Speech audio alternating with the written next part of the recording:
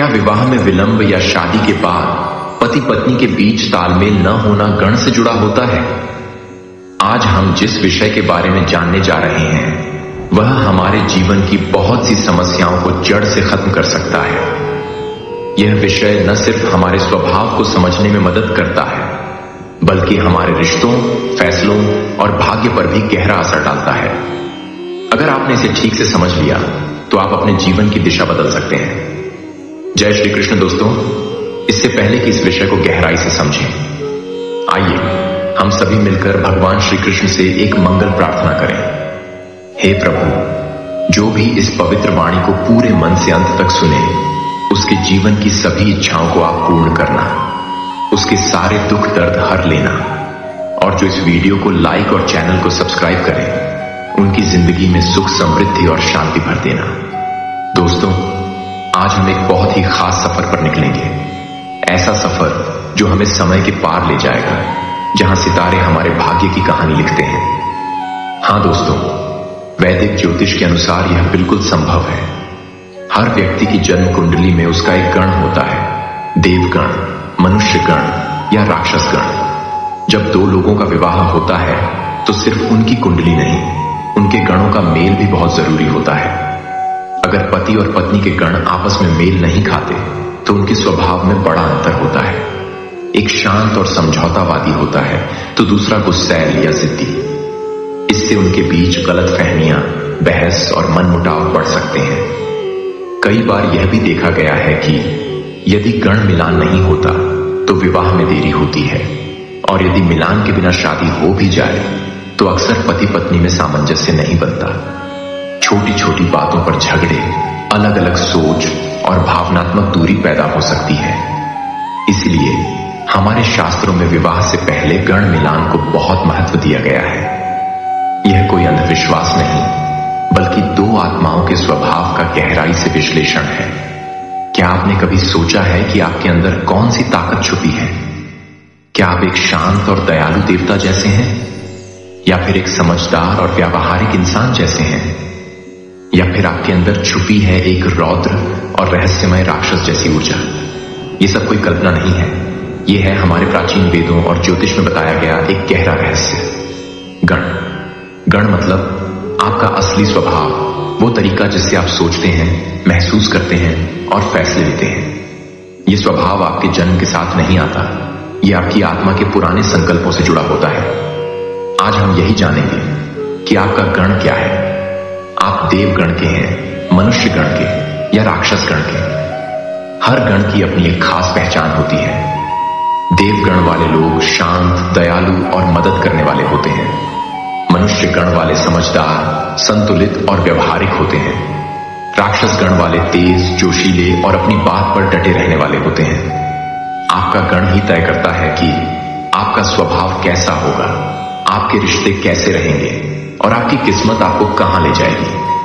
तो चलिए एक पल आंखें बंद कीजिए और सोचिए, आप कौन हैं? आपकी आत्मा का असली रंग क्या है? हमारे आर्षि मुनियों ने हजारों साल पहले ये बात समझी थी कि हर इंसान तीन मुख्य स्वभावों में से एक लेकर जन्म लेता है और उसी से तय होता है उसका जीवन का रास्ता। हिंदू धर्म और वैदिक ज्योतिष शास्त्र में कुछ विषय ऐसे हैं जो मनुष्य के जन्म, स्वभाव और जीवन यात्रा को समझने में गहरा मार्गदर्शन देते हैं। इन विषयों में गण का स्थान अत्यंत विशेष है। गण शब्द का सामान्य अर्थ होता है समूह, वर्ग या समुदाय, किंतु वैदिक दृष्टि से इसका तात्पर्य व्यक्ति की जन्म नक्षत्र के अनुसार उसकी मानसिक प्रकृति के वर्गीकरण से होता है। यानी हर व्यक्ति एक विशिष्ट प्रकार की ऊर्जा, सोच और व्यवहार से जुड़ा होता है, जिसे तीन गणों में बांटा गया है। पहला देवगण, दूसरा मनुष्य गण, तीसरा राक्षस गण। इन गणों के माध्यम से हम समझ सकते हैं कि व्यक्ति जीवन में कैसा सोचता है, किस दिशा में आगे बढ़ता है और किन प्रकार के गुण या दोष उसमें प्रबल होते हैं। यही गण भविष्य की कुंडली मिलान, वैवाहिक निर्णय, पूजन विधि, मानसिक प्रवृत्तियों तथा सामाजिक व्यवहार में भी विशेष भूमिका निभाते हैं। वैदिक ज्योतिष में यह वर्गीकरण जन्म नक्षत्र के आधार पर किया जाता है। चंद्रमा जिस नक्षत्र में स्थित होता है वह वह जातक के जन्म नक्षत्र को दर्शाता है और उसी से उसका गण निर्धारित होता है। यह वर्गीकरण इसलिए किया गया ताकि व्यक्ति की अंतर्निहित प्रवृत्तियां और मानसिक स्वभाव को समझा जा सके और अन्य व्यक्तियों के साथ उसके स्वाभाविक सामंजस्य का भी निर्धारण किया जा सके। देवगण के अंतर्गत आने वाले व्यक्ति सात्विक स्वभाव के होते हैं। ये करुणामय, शालीन, धार्मिक प्रवृत्ति के और नियमों का पालन करने वाले होते हैं। इन्हें आध्यात्मिक विषयों में रुचि होती है। ये स्वच्छ सोच रखते हैं और दूसरों की सहायता करने में आनंद अनुभव करते हैं। देवगण के अंतर्गत आने वाले व्यक्ति का मानसिक प्रवृत्ति शांति, दया, संयम, समर्पण होता है। देवगण के अंतर्गत आने वाले व्यक्ति का व्यवहार नियमों का पालन, वाणी में मधुरता, आचरण में विनम्रता होता है। देवगण के अंतर्गत आने वाले व्यक्ति का जीवन दृष्टिकोण सेवा, भक्ति, संतुलन, धर्म के मार्ग पर चलना होता है। देवगण के अंतर्गत आने वाले व्यक्ति के संभावित कमियां अत्यधिक सहनशीलता, आत्मत्याग की प्रवृत्ति, निर्णय में विलंब होता है। मनुष्य गण वाले व्यक्ति न तो अत्यधिक सात्विक होते हैं न ही उग्र। ये दोनों के बीच संतुलन बनाकर चलने वाले होते हैं। इनमें विवेक, व्यवहारिकता, सामाजिकता और संतुलित सोच पाई जाती है।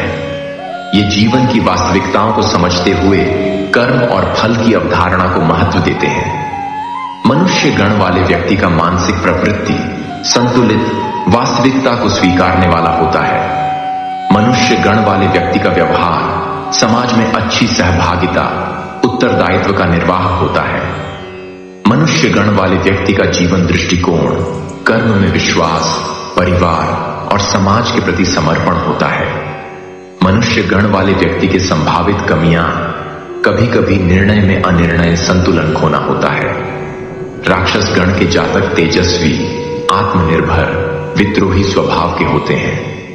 ये किसी भी बात को आंख बंद करके स्वीकार नहीं करते, बल्कि तर्क, विवेक और अपनी दृष्टि से चीजों को परखते हैं। इनमें नेतृत्व क्षमता, निर्णय लेने की तीव्रता और कठिन परिस्थितियों में टिके रहने का बल होता है।